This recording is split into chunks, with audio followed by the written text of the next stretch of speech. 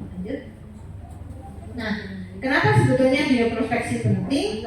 Nah, karena bioprospeksi ini nanti menjawab tantangan di berbagai permasalahan kesehatan. Contohnya, timbulnya penyakit baru yang saat ini belum ada obatnya. Banyak sekali.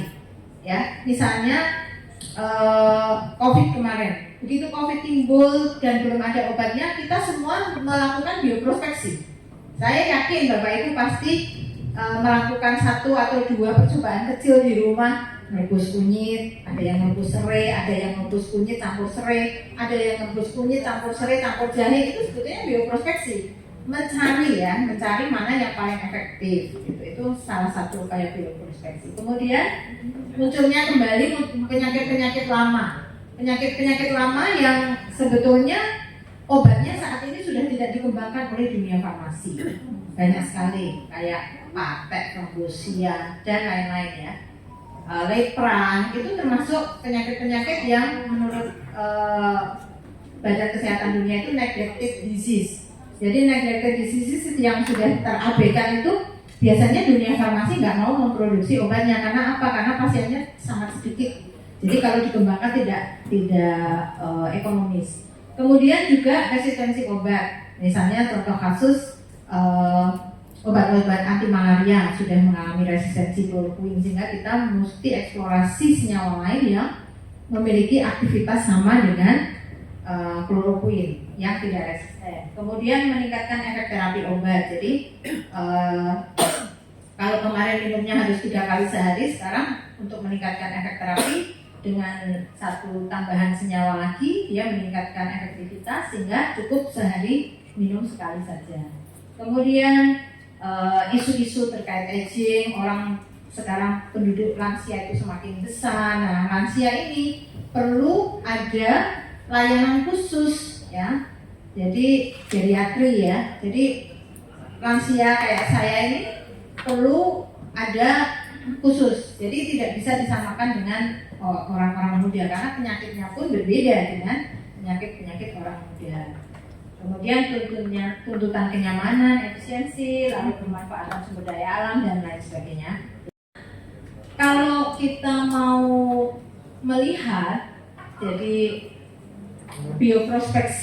tahapan bioprospeksi itu apa saja? Ini barangkali bisa membaca, ada tulisan Badia dan Kaf 2015 tentang bioprospecting, dimulai dari kemarin mungkin sedikit sudah pernah saya singgung, ada inventarisasi pengetahuan lokal, kemudian eksplorasi sumber daya hayati, koleksi spesimen, identifikasi dan lain sebagainya ya. Kita melakukan ekstraksi, melakukan isolasi, lalu melakukan formulasi, kemudian ada uji aktivitas dan lain sebagainya, baru sampai ke produk komersial. Sehingga kalau kita total, misalnya pengembangan metformin saja dari mulai mencari tanaman-tanaman yang biasa digunakan untuk mengobati diabetes, isolasi, pengembangan obatnya, sampai uji klinisnya itu butuh waktu lebih dari 10 tahun hanya untuk menemukan 1 obat saja. Nah, sekarang ini sebetulnya ada satu teknologi di bidang komputasi yang bisa melakukan pengujian aktivitas tanpa harus mengisolasi senyawanya, namanya molecular docking atau kimia komputasi. Jadi kita profiling senyawanya apa saja yang ada di tanaman, kemudian kita ambil 1 atau 2, lalu dimasukkan ke dalam suatu sistem atau suatu aplikasi gitu ya.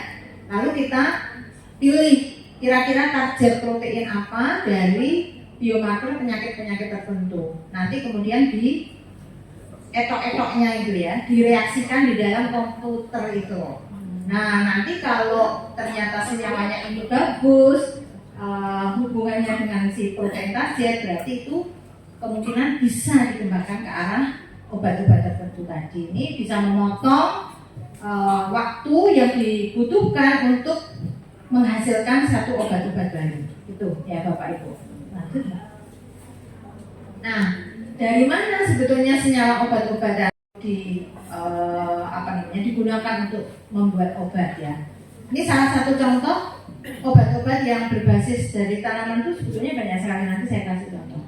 Ini bisa dari mikroba kayak penicillin ya, streptomycin itu kan dari mikroba, dari jamur. Kemudian juga bisa dari tanaman, morfin, kodein, kokain itu dari tanaman narkotika. Kemudian juga ada yang dari cacing ya. Kemudian ada juga yang dari biota laut, dari hewan, dari tumbuhan, segala macam. Ini bisa menghasilkan senyawa-senyawa. Bahkan sekarang ini karena blue economy ya, keren-kerennya yang sekarang istilahnya itu keren sekali, blue economy. Orang sekarang mulai banyak sekali mencari sumber-sumber ide-ide untuk struktur kimia baru itu dari laut.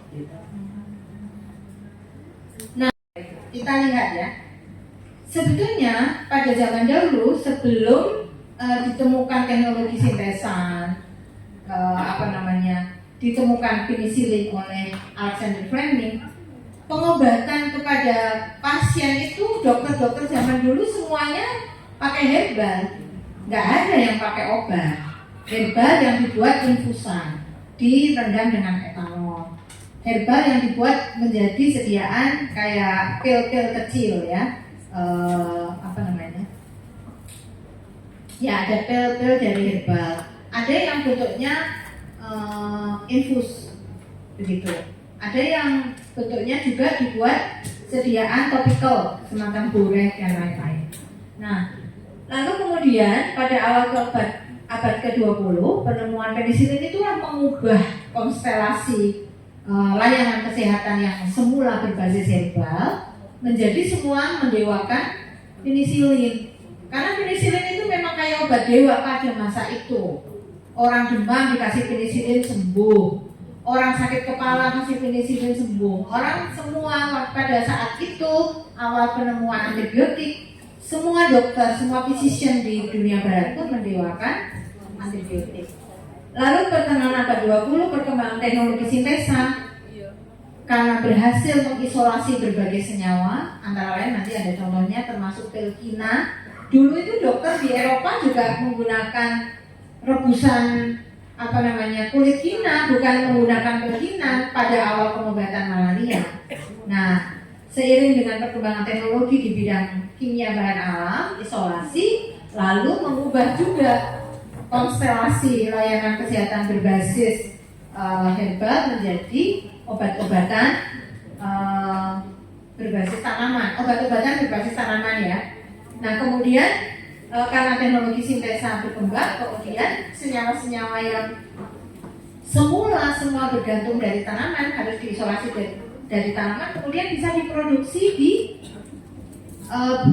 bidang manufaktur, jadi pabrik yang memproduksi kimia sintesa, baik itu paracetamol, kemudian banyak sekali ya, semuanya disintesa di laboratorium dan di pabrik.